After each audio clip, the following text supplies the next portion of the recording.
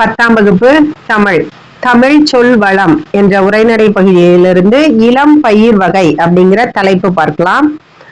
தாவரங்களின் இளம் இளம் பருவத்திற்கான சொற்கள்.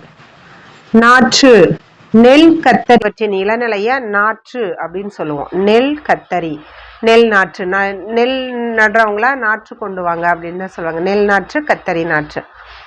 மா, புலி, வாழை முதலியவற்றின் இளநிலைய கன்று, வாழைக்கன்று, புலிக்கன்று, மாங்கன்று அப்படின்னு சொல்லுவோம்.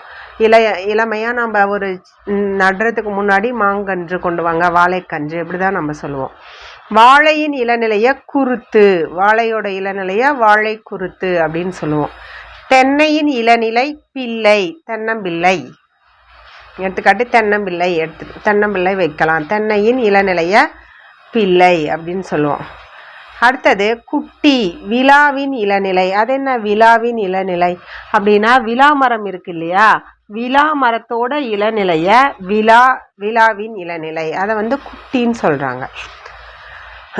மடலி அல்லது வடலினா பனை மரம், பனையோட இளநிலைய மடலி அல்லது வடலி. இதுதான் நம்ம கொஞ்சம் கேள்விப்படாதது. இந்த பனையின் இளநிலை, விழாவின் இளநிலை. விழா மரம், விழாவின் இளநிலைனா விழா மரத்தோட இளநிலைய குட்டின்னு சொல்றோம். பைங்கூழ் அப்படின்னா நெல், சோளம் முதலியவற்றின் பசும் பயிர். பசுமையா தலை அப்படியே பசுமையான ஒரு பச்சை பசேல்னு பயிர்கள் இருக்கு இல்லையா, அதை பைங்கூழ் அப்படின்னு சொல்றாங்க. இது மூன்றும் நமக்கு கொஞ்சம் தெரியாது, மற்றது நமக்கு தெரியுது.